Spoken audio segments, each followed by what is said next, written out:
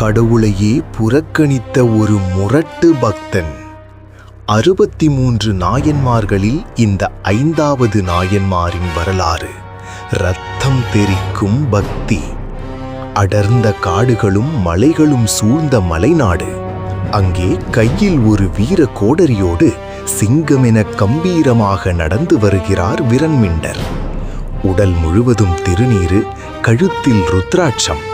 ஆனால் உள்ளத்திலோ அடியார்க்கு தொண்டன் எனும் பேரன்பு.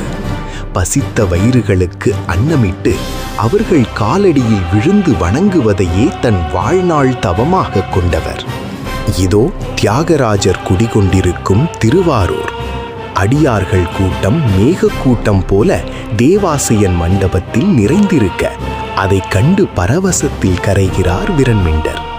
ஆனால் அதே கணத்தில் ஈசனின் தோழர் சுந்தரர் அடியார்களை கவனிக்காமல் கருவறை நோக்கி விரைகிறார். நில்லுங்கள் சுந்தரரே! மண்டபமே அதிரும் ஒரு கர்ஜனை. கையில் கோடரி மின்ன சுந்தரரின் பாதையை மறிக்கிறார் விரண்மிண்டர். அடியாரை மதிக்காத நீயும் புறகு, உனக்கு தோழனாக இருக்கும் உன் ஈசனும் புறகு என்று கண்கள் சிவக்க அவர் முழங்கும் போது அந்த திருவாரூர் கோபுரமே ஒரு நிமிடம் அதிர்ந்து அடங்குகிறது. அந்த முரட்டு பக்தியின் பின்னால் இருந்த உண்மையான அன்பை உணர்ந்த சுந்தரர் புன்னகையோடு அப்படியே தரையில் மண்டியிடுகிறார். அடியேன், இனி அடியார்க்கும் அடியேன் என்று உருகி அவர் பாட ஆக்ரோஷமாக நின்ற விரண்மிண்டர் ஆடிப்போகிறார்.